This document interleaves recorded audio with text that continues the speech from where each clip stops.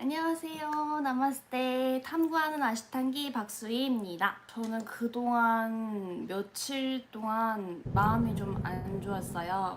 원래 요가를 시작하기 전에 굉장히 우울하고 그랬었는데 제가 많이 회복이 됐다고 생각을 했었는데 우울한 기분이 요즘에 계속 지속이 되고 사람들의 정말 별것 아닌 그런 말들이나 표정에 원래 자주 상처를 받았었는데 한동안 괜찮다가 요 며칠 또 엄청 심해지더라고요. 그래서 혼자 있고 싶은 생각에 어제하고 오늘 안 갔어요. 근데 뭐 요가 수련 안 하고 그 대신에 책을 좀 읽고 있었어요.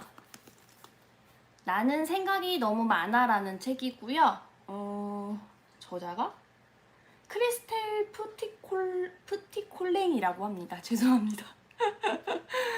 그래서 이 책을 어제 오늘에 걸쳐 다 읽었습니다. 원래 이게 요가 하기 전에 읽었던 책이고 한 번 읽었던 책이라 그래도 이틀 만에 다 읽을 수 있었어요. 제가 원래 집중력이 없고 정신 정말 산만한 편이라서 원래 책을 정말 많이 읽었을 때 1년에 한 권 정도를 읽거든요. 근데 그래도 많이 발전을 해서 이번에는 이틀 만에 책을 읽었어요. 이 책에 나온 구절을 좀 이용을 해서 제 이야기를 하고 싶어서 이 자리를 마련했어요. 오늘 아주 생각지도 않게 라이브를 켰더니 한 분도 안 계시네요. 괜찮아요. 책을 읽어볼게요. 남들보다 똑똑하기 때문에 고통스럽거나 불행하다고 생각하는 사람이 있을까? 실제로는 이런 사람들이 제법 많다. 그들은 처음에 자기가 똑똑하다는 사실을 인정하지 않는다. 다만 자기들의 마음이 숨 돌릴 틈도 허락하지 않는다고, 밤에도 그 많은 생각들을 내려놓지 못한다고 말한다. 그들은 의심, 의문, 매사에 날카롭게 반응하는 의식, 사소한 것 하나 가벼이 넘기지 못하는 감각이 지긋지긋하다. 그들은 생각을 멈추고 싶다.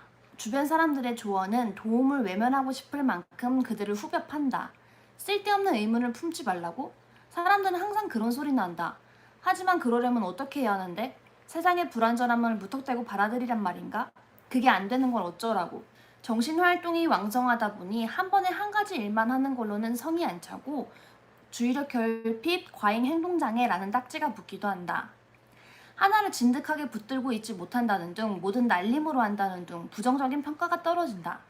성년에 이르러서도 까딱하면 경계성 인격장애, 정신분열증, 양극성 기분장애, 조울증이라는 진단을 받는다. 지나치게 왕성한 두뇌의 소유자들은 도움과 해결책을 구하기 위해 찾아간 곳에서조차 이해받지 못하고 장애란 딱지만 붙이고 나온다. 왕성한 두뇌 활동에 대한 이해가 척박한 탓에 이러한 실태를 정확히 지칭하는 용어조차 아직 존재하지 않는다. 영재 혹은 지능이 높은 사람이라는 표현을 생각할 수도 있겠지만 이런 말은 이미 함부로 남용되어 그 의미가 변질되었고 다분히 잘난 체하는 어감을 띠게 되었다. 그런 것들은 왕성한 두뇌 활동의 가치와 정반대된다. 이런 말에서 유도되는 남들보다 낫다라는 측면을 정작 그들은 마땅치 않게 여기기 때문이다. 그래서 정신적 과잉 활동이라는 말이 차라리 낫다. 그들에게 거추장스러운 왕성한 지적 활동, 정신적 흥분을 그런대로 잘 나타내는 용어이기 때문이다.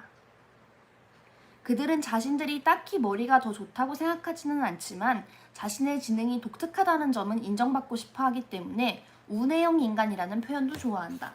그래서 여기서 정신적 과잉 활동인 하고 우뇌형 인간이라는 단어를 거의 비슷한 개념으로 사용하고 있어요. 정신적 과잉 활동인은 살면서 겪는 자질구레한 사건들을 매우 민감하고 강렬하게 경험한다. 별것 아닌 일조차도 그들에겐 보통 사람이 짐작할 수 없을 정도로 크게 다가올 수 있는데 저 같은 경우도 늘 고민거리가 별것 아닌 사소한 일들을 제가 너무 크게 받아들인다는 거예요. 정말 진짜 자질구레하다 싶은 것들을 제가 민감하게 받아들이는 경우가 많아서 그래서 뭔가 항상 오히려 일반적으로 사람들이 크게 화낼 만한 그런 일들을 당했을 때 이게 내가 화내도 괜찮은 일인가? 이게 아리까리한 경우가 많아요. 그러니까 늘상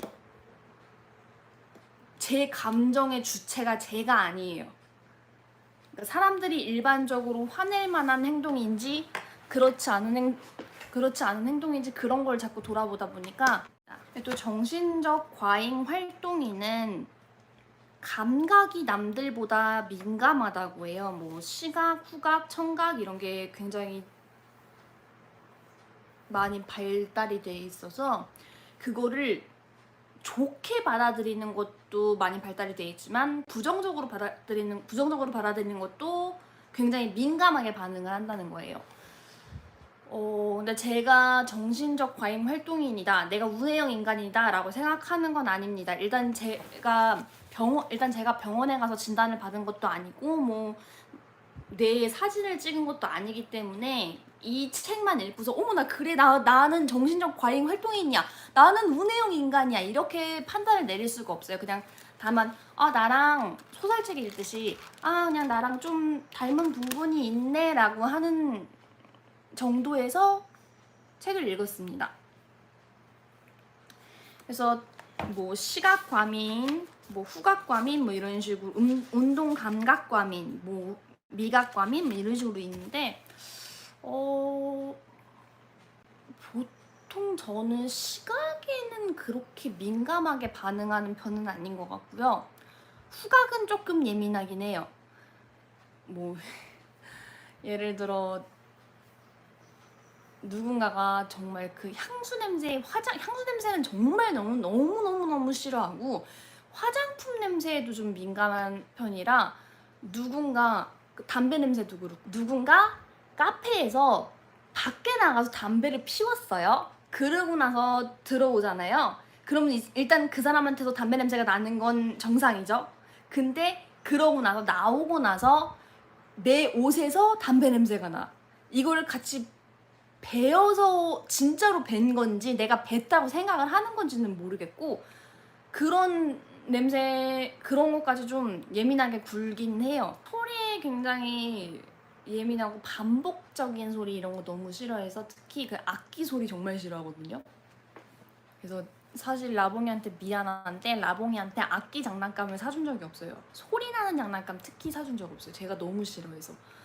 그러니까 그런 여러 가지 이유가 있기는 했는데 막 그런 소리나는 사운드북이라고 하는 그 누르면 막 소리나는 책 같은 거 있잖아요. 그런 것도 잘 안 사주고 뭐 차라리 이렇게 라봉이가 손으로 이렇게 일반 책이나 이런 걸 가리키면 이제 제가 대신 말로 해주는 그런 거를 했지 그런 소리 이런 거 굉장히 싫어하고 집안 내에서 나는 식구들이 내는 소리도 싫어해요. 예를 들어 또 차를 타고 갈 때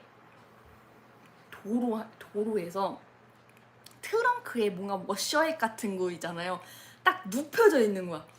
그러면은 핸들 한번 딱 꺾을 때마다 드르륵 하는 거 꺾고 막 드르륵 또 그러잖아. 그러니까 그런 거 막 진짜인데 그게 막 듣기 싫어 이런 정도가 아니라 정말 너무 막 미쳐버릴 것 같고 막 어떻게 될 것 같고 막 그런 것 때문에 한 3번 정도 그런 일이 있었는데 그런 일이 있을 때 이제 라봉이 아빠한테 나 정말 저 소리 때문에 정말 미쳐버리겠다. 저거 어떻게 해가지고 도중에 이제 갓길에 차 대고 이제 그 워셔액 치워버리고 막 그런 경우가 많았어. 약간 감각도 되게 예민해서 흔들거리는 거 정말 싫어하고 사실상 누가 저를 만지는 것도 별로 안 좋아해요. 약간 굳어버릴 때. 근데 되게 웃긴 게 저는 또 애정결핍이 있어서 다른 사람 만지고 이러는 걸 굉장히 좋아하거든요. 막 정말 나의 그런 욕구를 채워주고 되게 좋은데 근데 이제 누가 나를 만진다. 근데 미안한 소린데 라봉이가 저를 만졌을 때도 막 귀찮아.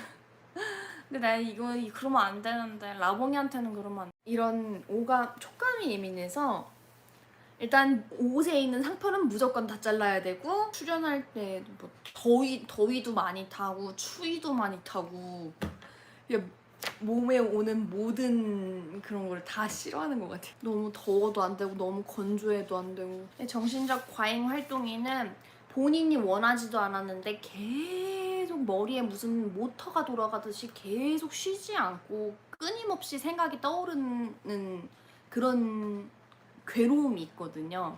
그런 괴로움이 있거든요. 그래서 감수성이 굉장히 풍부하대요. 감정을 통제하지 못하는 것도 불편하지만 왜 자기만 그러지 못하는지 자신도 이해를 하지 못하기 때문에 그리고 주변 사람들의 곱지 않은 시선도 불편하다.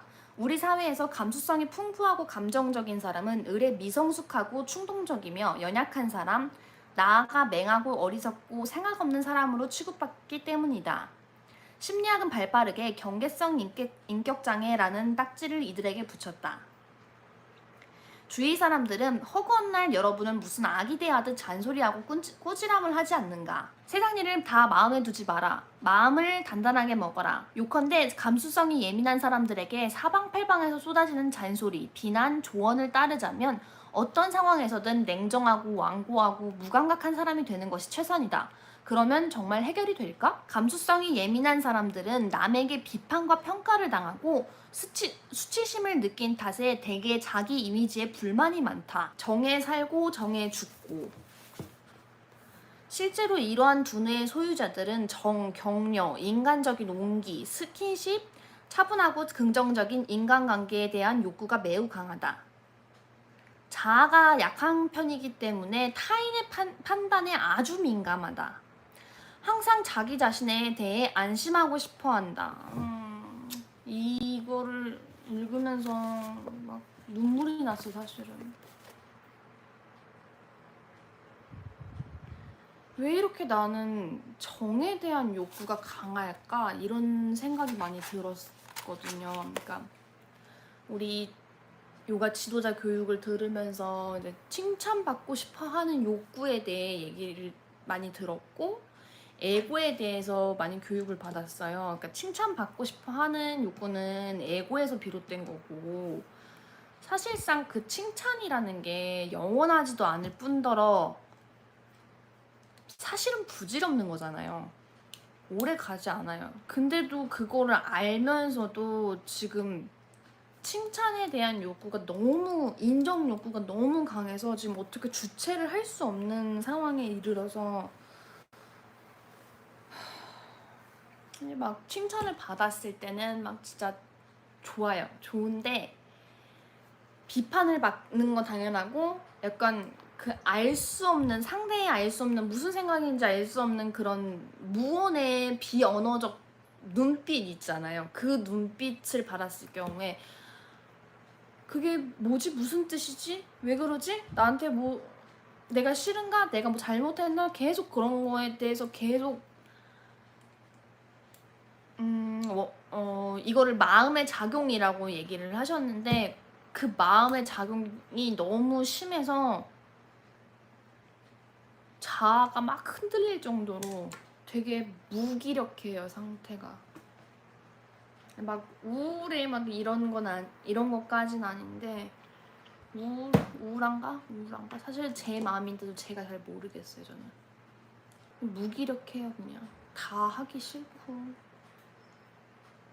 그나마 유튜브랑 책이 있어서 지금 좀 이루고 앉아라도 있는 건데, 자의식은 사라지고 애정과 격려에 대한 욕구가 돌연 맹렬하게 솟구쳤으며, 여기 이거 있어요.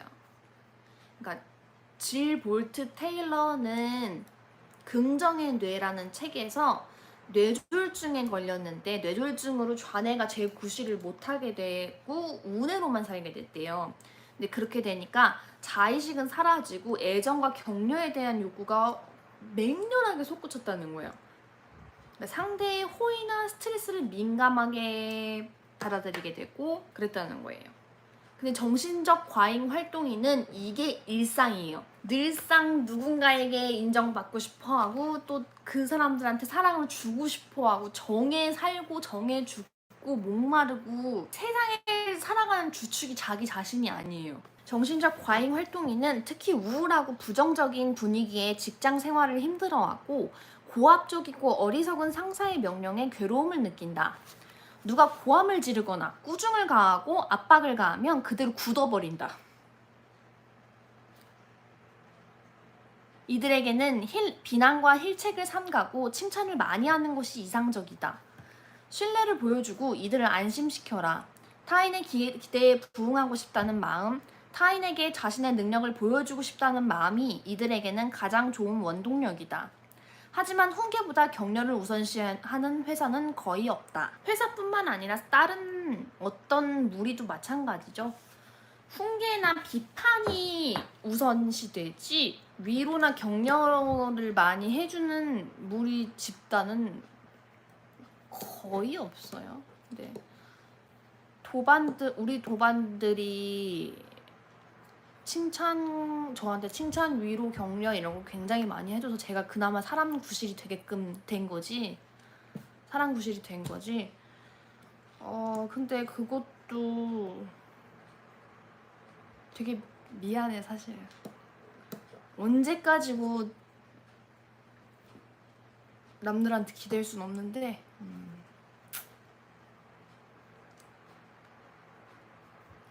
근데 그런 생각이 들었어요. 요가의 가장 큰 궁극적인 목표는 지복이에요. 지속되는 행복. 그러니까 한 번 있다가 사라지는 그런 거 아니고 막 내가 오늘 신발을 샀어. 막 좋잖아요. 행복하잖아요. 근데 그 행복 얼마나 가요? 길면 일주일? 근데 지복은 정말 끊어지지 않고 막 이렇게 좋지도 않고 이렇게 나쁘지도 않고 은은하게 모노레일처럼 은은하게 가는 행복인데 문제가 뭐냐면 도대체 이 지복이 뭐냐는 거지. 어떤 조건을 갖춰야 사람이 지속적으로 행복을 느낄 수 있냐는 거죠. 저는 이제 그게 뭐야? 처음에 들었을 때는 뭐야? 약간 이런 식으로 반응하다가 어느 순간 지복이라는 거는 누가 들어오셨네? 누구세요? 신기하네. 나가셨어. 깜짝이야. 깜짝 놀랐어. 안녕하세요. 나가셨어. 네, 그래서 어쨌거나 제가 생각한 지복이라는 거는 자기 자신의 인정, 자기의 자존감은 좀 아닌 것 같고, 자존감은 나중에 얘기하겠지만 조금 다른 감정이에요. 그러니까 다른 개념이에요. 내가 나를 사랑하는 거, 내가 나를 사랑하는 거에 대한 개념은 잘 모르겠어. 아직도 사랑이 뭔지 모르겠어서 내가 나를 인정하는 거라고 생각을 했어요. 나 괜찮은 사람이야 라고 인정하는 거라고 생각을 했는데 요 며칠 그게 안 되고 있어요. 나를 인정을 못 하겠어. 그래서 늘상 그 칭찬 욕구, 인정 욕구라는 게 정말 부질없는 게 일시적이잖아요. 정말 섬광처럼 사라지는 거고 늘상 그 사람한테 나 인정해줘, 막 나 칭찬해줘 이렇게 요구를 할 수도 없는 문제고 그 사람들 너무 피곤하고 그런 문제고 그런 칭찬을 받으면 늘상 약간 또 나를 의심하게 돼요. 그러니까 내가 이런 칭찬을 받을 자격이 정말 있는 사람인가? 나 아닌데? 난 못하는데? 계속 이런 식으로 되다 보니까 칭찬한 사람도 무안하고 어색해지고 그래서 결과적으로는 내가 나를 인정하고 안녕하세요 동팔님 안녕하세요. 나 첫 시청자세요.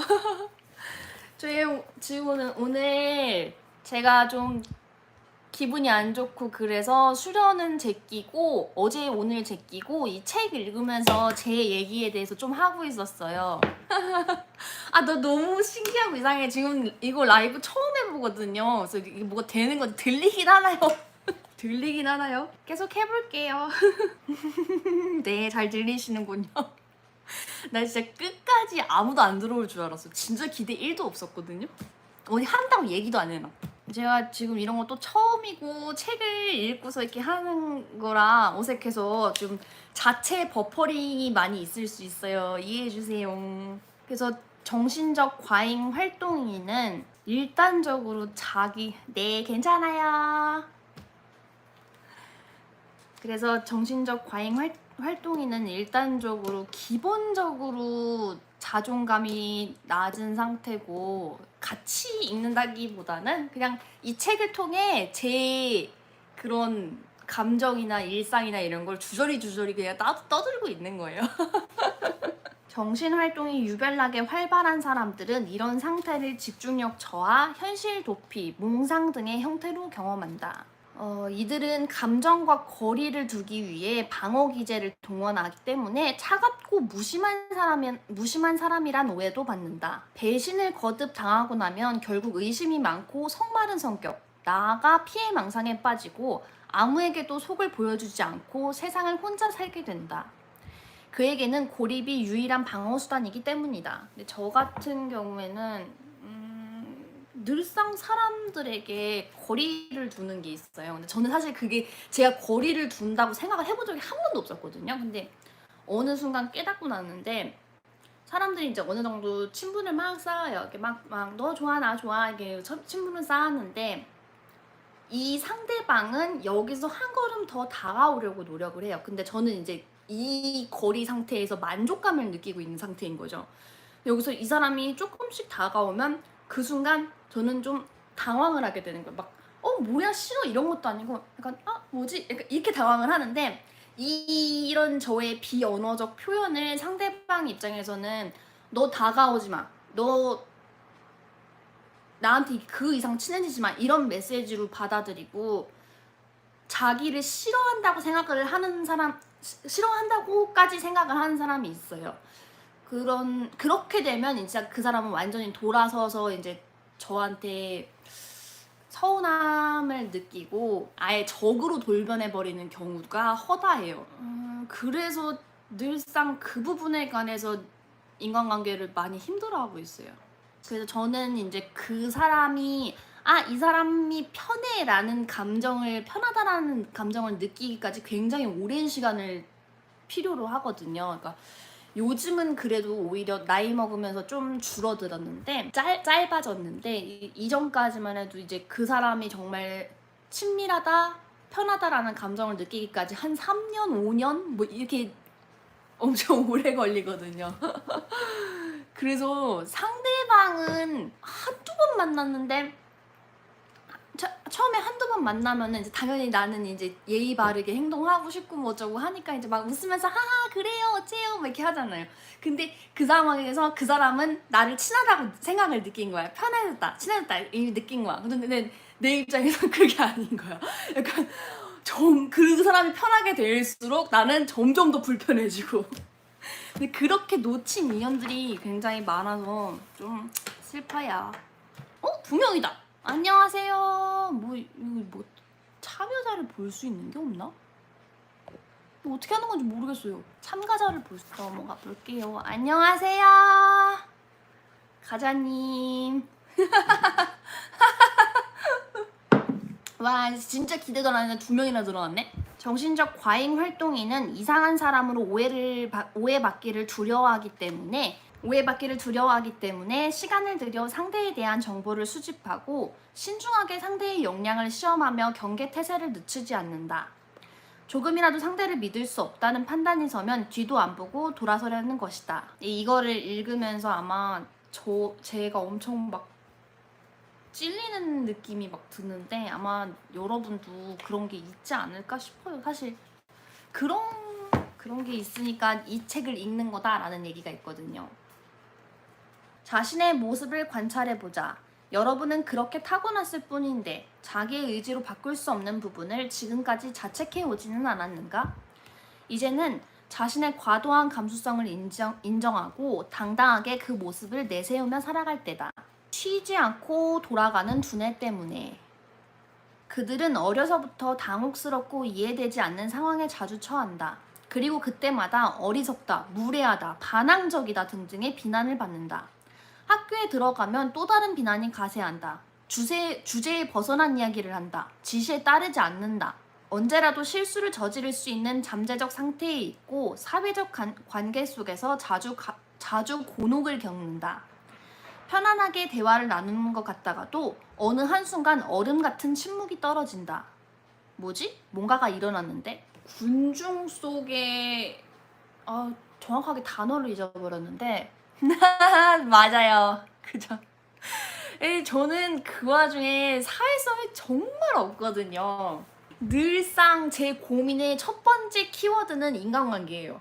근데 그 인간관계도 남이 어려운 거는 누구나 그럴 수도 있는데 저는 사실 제가 제일 어려워요. 수야 너는 뭐를 좋아해? 뭐 잘하니? 이렇게 물어봤을 때 저는 대답을 못 하거든요. 그러니까 내가 뭘 원하는지, 내가 뭘 좋아하는지, 뭘 하고 싶은지 이런 게 모르겠어요. 그래서 이게 우리가 탐구하는 아시탄기가 채널명인 것 이유도 원래 여기는 나와 세상에 대해 탐구를 하는 게 맞는데 저는 저 자신에 대해서 탐구를 하고 싶어서 이런 채널을 만들었거든요. 그래서 내가 하고 싶었던 거 막 요즘에는 광고가 찍고 싶어요. 그냥 느닷없이. 그래서 이제 그 우리 도반한테 선생님 저 이제 그 광고를 찍고 싶다. 근데 그분이 이제 그림을 그리시는 분이세요. 그림 요가 관련된 물품을 만들어서 판매를 하시는 분이라 정말 허락해 주신다면은 요가 타워를 한번 광고를 찍어보고 싶다 해가지고 이제 그 다음 주 수요일 날 찍기로 예약을 해놨거든요. 그러니까 그런 식으로 정말 단기적으로 그렇다고 내가 무슨 뭐 광고 업계에 큰 손이 되겠다 이런 거 절대 아니고 그냥 광고가 찍고 싶어? 광고 찍고 아시탄가 극장 보신 분들이시겠지만은 막 나 괜히 혼자 꽁트하고 싶으면 꽁트를 하고 그냥 하고 싶었던 거 그동안 약간 남의 눈치 보느라 못했던 것들 그런 거 하고 싶어가지고 채널을 운영을 하고는 있어요. 근데 사실 운영을 하면서도 그냥 계속 저 자신에 대해서 알아가는 과정인 것 같아요.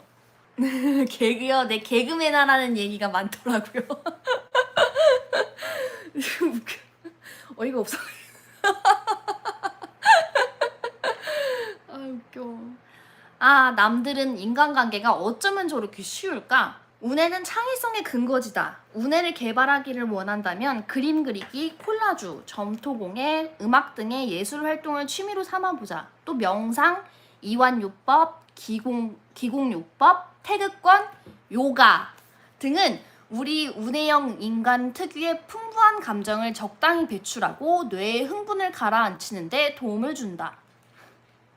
이게 되게 약간 요가에다가 또 동그라미 이렇게 해놨어요. 근데 되게 좀 신기하다고 생각이 들었던 게 요 며칠 요가도 하기가 싫더라고요. 그냥 약간 내가 이걸 왜 해야 되지? 약간 또 뭔가 권태기가 좀 시작이 되는 것 같았고 근데 이게 요가 하기 전에 읽었던 책이라고 했잖아요. 이거 요가 하기 전에 읽었던 책인데 이거를 다시 어제 오늘 다시 읽으면서 여기서 요가를 계속 추천을 하더라고요. 그래서 근데 또 그거에 막 요가 왜 하는지 모르겠어 약간 좀 하면서도 막 요가 나왔다고 혼자 막 이렇게 동그라미 별표 해놓고 막 네, 그래서 지금 이런 마음도 무슨 마음인지 잘 모르겠어요. 탐구를 하겠습니다. 그래서 어쨌거나 운해를 개발하는 데도 요가가 효과가 있다고 합니다. 뻗어나가는 생각까지의 단점. 정신적 과잉 활동이는 자신도 왜 그렇게 기분이 착 가라앉았는지, 왜 웃다가 갑자기 눈물이 났는지 설명을 하지 못한다. 자기 생각의 흐름을 통제할 수 있어야만 한다. 그러자면 생각하는 나를 바라볼 수 있어야 한다. 생각의 흐름을 조금 늦추고 수많은 갈림길 중에서 자기가 갈 길을 선택해야 한다는 뜻이다. 자신이 어떤 생각을 하는지 주시해봐라. 이 생각에서 저 생각으로 어떻게 훌쩍 넘어가는지 살펴보라. 자기 객관화를 하라는 소리예요. 그러니까 저희 원장님도 자기 객관화라는 말을 굉장히 많이 하셔요. 그러니까 그런 내가 이런 특정 아사나가 되지 않을 때 이거를 이 아사나를 못하고 있는 나라고 생각을 하지 말고 그냥 정말 더 멀리 떨어져 봐서 동네 사람들, 아는 사람들, 뭐 TV에 나오는 사람들을 이렇게 봤을 때 그 사람이 이 아사나에서 힘들어하고 있어요. 근데 그러면은 우리가 나는 그 사람을 보고서 비난을 할까요? 저것도 못해. 이렇게 할까요? 근데 사실 아니잖아요. 야, 와 정말 애쓴다 이렇게 생각을 하는데 그게 나라고 동일시를 하는 순간 뭐 예를 들어 내가 뭐 마리차 B를 마리차 D를 제대로 못 잡고 있었어요. 막 손가락 어제 막 과식해가지고 막 손가락 뭐 이러고 이렇게 원래는 손목을 이렇게 잡아야 되는데 손가락 막 이러고 있어요. 근데 그러면은 어제 과식을 한 나에 대해서 굉장히 한심하고 막 정말 못 봐줄 것 같고 막 엄청나게 자학을 하잖아요. 근데 얘를 더 떨어뜨려 놓고 객관화를 시키면은 어떤 32살의 여자가 있어요. 아이가 있어요. 결혼도 했어요. 아이가 있어요. 아이도 9살이에요. 근데 정말 한창 힘들 시기에 집안일도 하고 요가도 하고 유튜브도 하고 뭐 독서도 하고 뭐 이렇게 하면서 그 와중에 이제 약간 뭐 기분이 좋았든 슬픈 일이 있었든 약간 과식을 좀 했었고 잠깐 이렇게 못 잡고 있어요. 막 이러고 있어요. 근데 약간 나면은 그런 사람이 만약에 이걸 인간극장이라고 생각을 해보세요. 나는 되게 짠할 것 같아. 애쓴다, 뭐 용 쓴다, 짠할 것 같아. 근데 이 자기 객관화 이거를 할 수가 없다는 게 문제죠. 자꾸 동일시해, 자꾸. 나는 이런 사람에게 비난을 하지 않아요, 정말로. 왜 그랬어? 왜 과식했어? 왜 어제 야식 먹었어? 왜 아직도 숨을 그렇게 쉬어? 왜 비난하지 않을 거거든요. 근데 그게 나면은 엄청난 비난을 해요. 그래서 자기 객관화가 굉장히 중요하면서도 굉장히 어려운 것 같아요. 그래서 이런 과정을 어떻게 해서 내 사고가 어떻게 해서 이렇게까지 가는지 마인드맵을 해보라고 추천을 해보더라고요. 근데 마인드맵은 잘 이렇게 효과를 못 본 것 같고 이거 또 웃긴 거 있는데 그러니까 생각의 격가지가 엄청나게 많이 가서 예를 들어보자. 횡단보도를 막 건너려던 참이었다. 갑자기 택시 한 대가 쌩 하고 지나가는 바람에 교통사고가 날 뻔했다. 심장이 철렁하면서 저 차에 치일 수도 있었다는 생각에 혼이 쏙 빠진다. 여기까지는 비정상적인 구석이 없다. 누구라도 이렇게 반응할 테니까. 보통은 여기서 숨을 고르고 자신의 생활 리듬을 찾는다. 그런데 정신과잉 활동이는 그걸로 마무리가 안 되고 별의별 생각을 다 하는 거예요. 내가 죽었으면? 나 신분증 들고 있나? 벌써 그의 생각은 자신의 5만 가지 문서들을 뒤지고 있다. 은행 예금과 보험을 짚어보는 것도 모자라 머리로는 자기 장례식 준비까지 다 끝났다. 가족과 친구가 슬퍼할 거라는 생각에 몸이 떨리고 정신이 번쩍 난다. 근데 이게 너무 웃긴 게 이런 거를 되게 많이 해요. 이런 류의 공상을 많이 해요. 제가 원래 평소에도 좀 공상을 많이 해서 학창 시절에 많이 혼이 났었는데 그러니까 뭐냐면은 엘리베이터에 갇히는 상상을 많이 해요. 근데 막 그런 폐쇄공포증 이런 거 아니고 막 나 갇혀서 막 나 죽는 거 아니야? 이런 거 아니고 여기서 내가 갇히면은 나 몇 개월 동안 나는 여기서 생존을 해야 돼. 그러면은 내 생존을 하려면은 내 가방에 지금 초콜릿이 몇 개가 들었고 뭐 과자가 몇 개가 들었고 뭐 초코바가 1개가 들었어요. 예를 들어 그러면은 이 초코바를 그래도 못해도 사람들이 나를 구출할 때까지 막 한 달, 2달 뭐라고 하는 거야 동팔님. 이거 애기들도 보는 방송이에요. 뭐라고 하시는 거야? 아, 나 못 살아 진짜.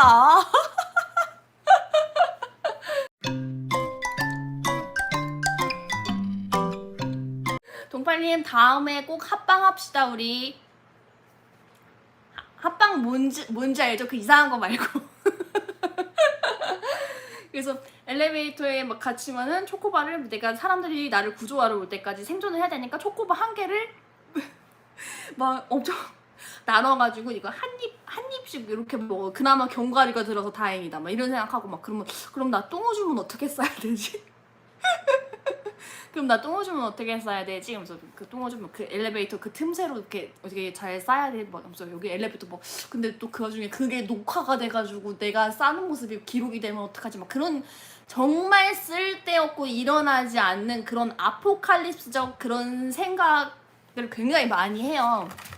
근데 사실 이거는 약간 그냥 뭐 재밌는 공상 정도로 치부를 하면 좋은데 이게 정말 우울 상태로 잠겨들면은 정말 극단적이고 정말 부정적이고 정말 나쁜 생각을 자꾸 하게 되는 거예요. 막 일어나지도 않았는데 그 사람하고 막 싸우는 상상을 한다거나 근데 막 저 사람이 상상 속에서 나의 저 사람이 뭐라고 했어. 그럼 나는 이렇게 대응을 해야 되고, 또 이 사람이 또 나한테 수긍을 하지 않아. 또 나쁜 말을 해. 그러면 나는 또 막 이렇게 그런 거 하고 막 그런 상상, 정말 아무짝에 쓸모없는 생각에 그런 걸 해요. 근데 그것도 약간 원래는 제가 여기 계신 분들은 아시는데 다른 분들은 몰라요. 되게 오픈을 안 했었어요. 근데 아직까지도 좀 흑역사 같은 느낌이라 말을 못 했는데 꿈이 되게 많았어요. 그러니까 근데 그 항상 예술 쪽으로 꿈을 많이 가졌거든요. 그러니까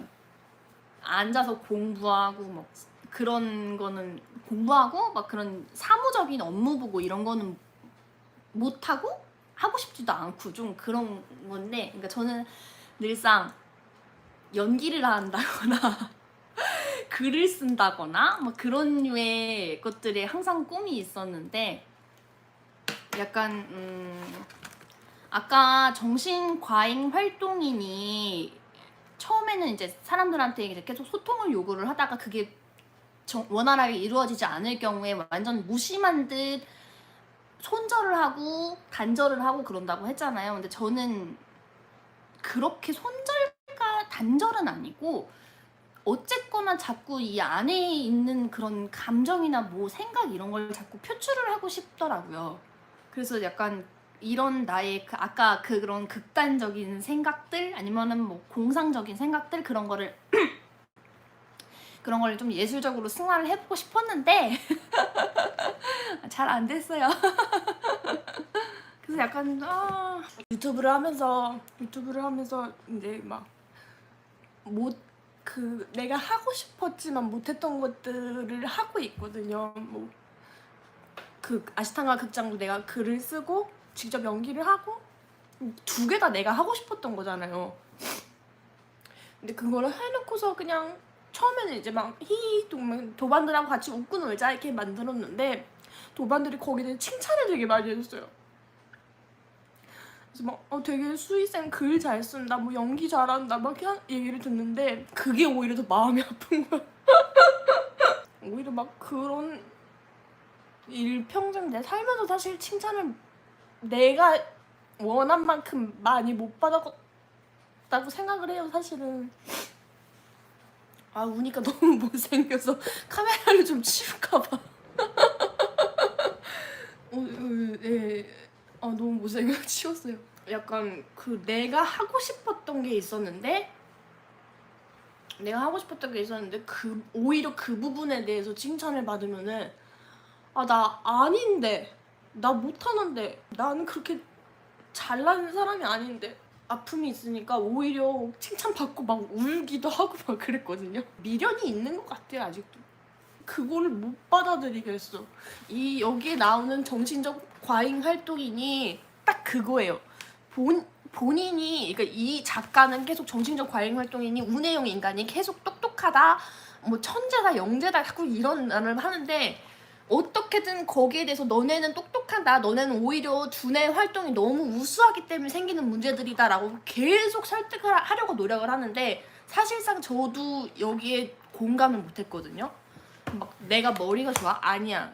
나는 이렇게 일단 똑똑한 사람도 아니고 막 암기도 못하고, 그렇다고 내가 창의적인가? 근데 사실 남들은 어떤 사람은 또 창의적이라고 얘기를 하는데 저는 그것도 아닌 것 같아요. 그러니까 다 어쨌거나 하늘 아래 새로운 것 없는 것이고, 뭔가를 하고 싶었던 걸 하면 할수록 계속 내가 얼마나 못났는지, 내가 얼마나 부족한지 그런 걸 증명하는 과정인 것 같은 거예요.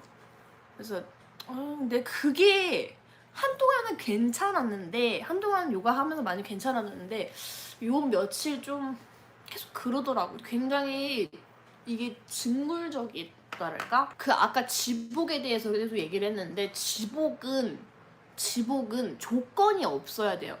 그러니까 내가 집을 사서 행복해? 그거는 지복이 아니에요.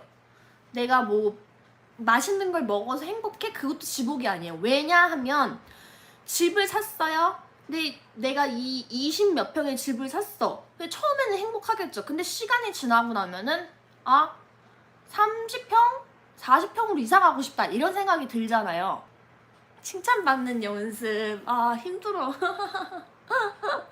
칭찬받는 연습 힘들어요. 그러니까 그래서 그런 거는 이거는 지복이 아니고 은은하게 행복해야 되는데, 그러니까 그런 칭찬받는 게 되게 어색해요. 여기서도 나왔었는데 내가 어느 정도 회복되었는지 체크해보자 라고 하는 편이 있는데, 첫 번째 문항에 그러니까 여러분이 자존감을 제대로 회복했는지 알고 싶다면 다음의 사항들을 체크해보라. 첫 번째, 자기 이야기를 긍정적으로 할 수 있다. 칭찬을 들어도 어색하지 않다. X예요. 여기 막 이 문항 다 X. 근데 칭찬을 들으면은 너무 막 어색해. 그러니까 그 막 어떻게 해서든 남들한테 칭찬받고 싶어가지고 막 안절부절하고 막 그러고 있는데, 막상 칭찬을 듣잖아요. 근데 그러면은 막 뭐 수희쌤 왜 이렇게 뭐 살 빼렸어? 그러면 나 아닌데. K 교육의 부작용. 심리 조종자에 대해서 나와요. 당신을 힘들게 하는 존재, 심리 조종자. 심리 조종자, 이게 요즘에 많이 화두가 되고 있는 나르시시스트라는 자기애성 인격 장애라고 비슷한 개념인 것 같은데 미묘하게 틀리대요. 저는 심리학 전문가가 아니라서 정확하게 모르겠는데, 어쨌든 근데 비슷한 개념으로서 보고서 얘기를 해볼게요. 정신활동이 유별나게 활발한 사람은 의식 구조 자체가 심리 지배에 걸려들이기 쉽다. 심리 조종자는 그의 정체성의 공백을 보고 달려든다.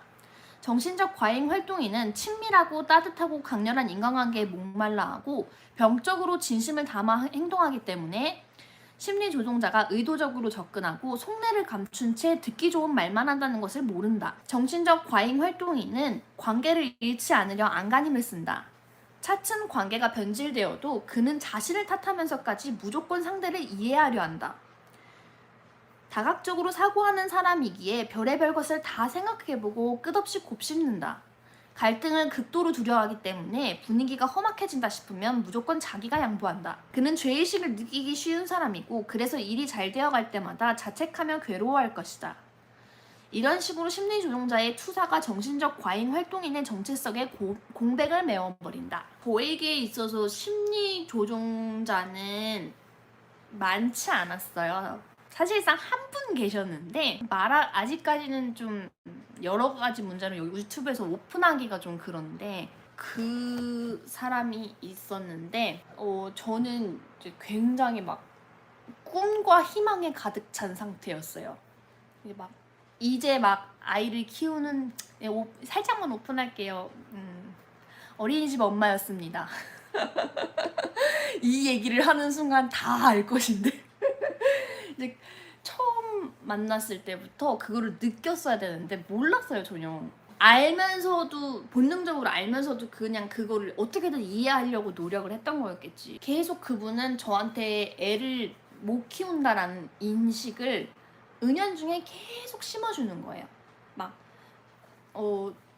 굉장히 교양 있고 우아한 말투로 그러면 안 되지, 막 애들이 보고 따라하겠다, 막 이런 거 있잖아요. 막 그렇게 하는 거예요. 그래서 근데 어쨌거나 굉장히 친절하잖아요. 겉으로 굉장히 친절하고 교양 있고 하니까 저 사람이 나한테 나쁘게 그렇게 말을 할 리가 없어. 그냥 내 기분이 잠깐 안 좋아도 그냥 내가 이상한 거야. 나 생길도 됐나? 그냥 그렇게 생각을 하는 거예요. 그래서 그런가 보다 이렇게 넘어가고 있었는데, 그래서 늘상 저는 이제 제가 애를 못 키운다라는 컴플렉스를 가지게 된 거죠. 그래서 그런 식으로 계속 가스라이팅을 당하다가 어느 순간 그게 딱 객관화가 됐어요. 이것도 가까이서 안 보고, 그러니까 제가 당할 때는 못 느끼다가 그 사람이 다른 엄마한테 다른 엄마네 애기는 굉장히 밥을 너무 잘 먹어요. 진짜 잘 먹어요. 근데 그 집 애기는 밥을 안 먹어요. 정말 둘 다. 근데 그런 상황이었는데 얘가 너무 잘 먹으니까 이 가스라이팅을 하는 분이 딱 보더니만은 막 근데 그런 거 먹는 거에 너무 이렇게 의지해도 애가 정서적으로 욕구 충족이 안 돼서 그런 거래 이러더라고. 딱 요런 표정으로. 그래서 그거를 저는 이제 완전 여태까지는 동일시하고 그러니까 제가 당하다가 완전 이제 타자와 객관화 되니까 저 사람 질투한다 이게 딱 보이더라고요. 그러니까 자기네 애들이 밥을 안 먹어서 질투가 나니까 그걸 저런 식으로 표현을 한다. 저 사람을 또 갉아먹으려고 한다 이런 게 보이더라고요. 근데 그분은 또 이런 나 같은 부류는 아니었어요. 말려들지 않아. 저 같은 상황이었으면 또 말려들었을 텐데. 그래서 근데 약간 그때부터 또 이게 뭐가 이상하다? 이거 뭐가 잘못 돌아가고 있다라는 거를 슬슬 깨닫기 시작했던 사건들이 이렇게 계속 있었던 거죠. 근데 그 전까지만 해도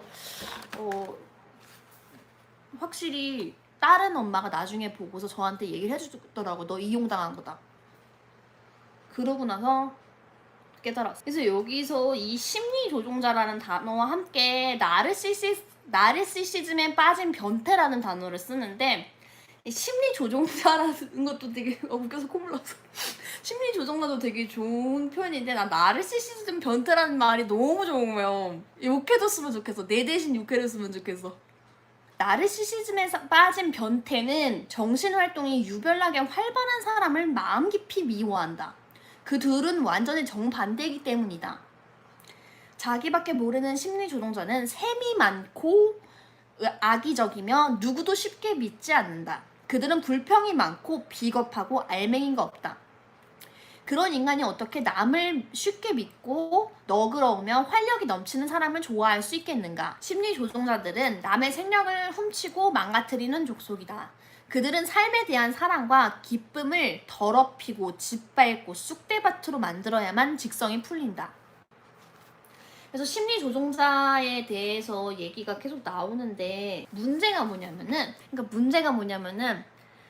나르시시즘 변태는 일단적으로 본인이 나르시스트라는 자각이 없고 알게 해도 절대로 깨우치지 못해요. 그 사람들은 원래 그런 사람들이기 때문에. 그래서 이 사람들을 개조하는 방법은 어떤 심리학 전문가도 없다고 얘기를 해요. 이 나르시시스트 자기애성 인격장애는 무조건 타인을 어떻게든 갉아내려서 그 타인에 대한 주도권을 나한테 가져오는 그걸 애정의 지표로 삼는 사람들이기 때문에 문제는 그렇게 행동하는 사람, 그렇게 말하고 생각하고 행동하는 사람들은 절대로 달라지지 않아요. 그래서 여기서 요컨대 변태의 지배에서 벗어나려면 변태의 수법 그대로 돌려주어야 한다라고 여기 한 문장 나와 있긴 한데 그 후에 또 이런 문장이 있어요. 정신활동이 유별나게 활발한 사람은 심리 지배에서 가까스로 벗어난 후에도 내가 꼭 그렇게까지 했어야 했나? 라면 자책을 해요. 그러니까 내가 똑같이 돌려줬어도 정신적 과잉 활동에 있는 그 사람의 나쁜 행동에 대해서 생각하기보다 내가 했던 잠깐의 나쁜 행동에 대해서 굉장히 자책을 하기 때문에 이건 정말 무한 딜레마예요. 그래서 이 관계의 해법은 무조건 도망치는 거예요. 사실 이 도망친다라는 거는 손절을 뜻하는데 손절이라는 것도 쉽지가 않거든요. 그런데 내가 잘못한 거면 근데 하지만 내가 그 사람도 그런 사정이 있지 않을까? 그랬어야 했던 사정이 있지 않을까? 내가 그런 거 이해 못하고 있는 거 아닐까? 이런 식으로 쳇바퀴 타듯이 굴러가는 거거든요. 그래서 손절을 하지 않으면은 답이 없어요. 저도 계속 고민을 해요. 그러니까 그 부분에 대해서 내가 어리석었나? 그냥 지금까지 관계를 유지했으면 어떨까? 그런 것들이 있거든요. 근데 다 정말 부질없어요. 정말. 그 나르시시즘 변태가 과연 일상적으로 생활을 할 수 있을까요? 다른 일반적인 관계에서? 정신적 과잉 활동인에게만 그렇게 행동을 하거든요. 그 사람이 미치거나 내가 미치거나 둘 중에 하나예요. 결국에는 정신활동이 유별나게 활발한 사람은 남에게 못되게 굴면 스스로 더 힘들어하고 불행해진다. 하지만 심리조종자들은 매우 사악하고 잔인하다.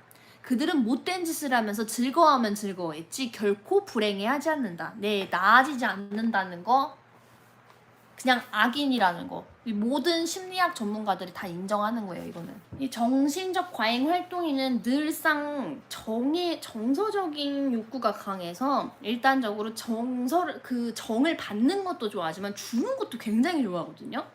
그래서 근데 이거를 나르시시즘 변태들은 이 주는 호의를 굉장히 이용을 하기 때문에 여기에 어느 정도 적정선을 그어놔야 돼요. 그 사람은 손절하면 가장 좋은 방법이지만 손절을 못할 경우에 적정선을 유지를 해야 되는데 그 유지하는 방법을 제시를 해놨습니다. 어느 선까지가 친절이고 어디서부터 복종이 되는 건가? 이거 두 번째였어요. 미안해요. 첫 번째가 어느 선까지가 친절이고 어디서부터 바보짓이 되는 걸까? 첫 번째요. 그게 제가 호구가 되는 경우가 굉장히 많았어요. 그러니까 이 사람한테 친절해야지. 뭐 예를 들어 다른 엄마들이 아기를 이렇게 안고 있어요. 그러면 이제 저는 이제 아기는 어린이집도 보내고 막 그런 상태니까 막 무거운 짐을 들어주려고 해. 그러면은 사실상 그러니까 잠깐 들어주는 건 괜찮은데 막 유모차를 들어주고 나는 꼭 그런다니까. 그 무거운 유모차를 막 언니 제가 해드릴게요 막. 이게 바보죠 이거는. 그런 거를 경계를 잘 그어야 되는데 사실상 아직까지도 잘 경계 못 긋고 있어요. 두 번째 질문이 아까 그거 어느 선까지가 친절이고 어디서부터 복종이 되는 걸까? 약간 복종까지도 갔던 것 같아요. 그래서 질문이 계속 격가지를 치다가 마지막 남은 질문, 그 사람이 나의 친절과 호의를 누릴 자격이 있는가? 사실상 내가 좋아해, 그러니까 해줘야지 이런 게 있는데, 근데 그 사람한테 좋으라고 하는 것도 있는데, 사실상 제가 좋은 사람이 되고 싶어서 하는 경우도 많거든요. 그러니까 이럴 때도 또 똑같이 자기 객관화를 하는 거죠. 저 사람이 내가 그렇게 무거운 짐을 들어주고 그렇게까지 해야 될 자격이 있는가? 근데 사실 그런 경우가 그렇게 생각하면은 없어요. 그렇게까지 해줘야 될 필요가 없어요. 여러분의 마지막 환상까지 깨트려야만 한다. 사람은 쉽게 안 변한다. 절대로 변하지 않는 사람도 있다. 못된 인간에게 한 번 더 기회를 주는 것은 위험하다. 아무리 애정을 쏟고 참을성이 있게 기다려줘도 심리 조종자들은 안 변한다. 이런 게 있고, 그래서 뒤에도 해결책이 많은데 이거는 약간 영화 스포 하듯이 자기 개발서긴 하지만은 영화 스포 하듯이 얘도 뒷내용을 다 얘기를 하면은 안 될 것 같아서 그거는 책을 사서 읽어보는 걸 추천을 드리고요. 하나, 내 안에 잔소리꾼 쫓아내기. 지금까지 여러분은 자기도 모르게 내면의 방해자에게 휘둘리며 살아왔다.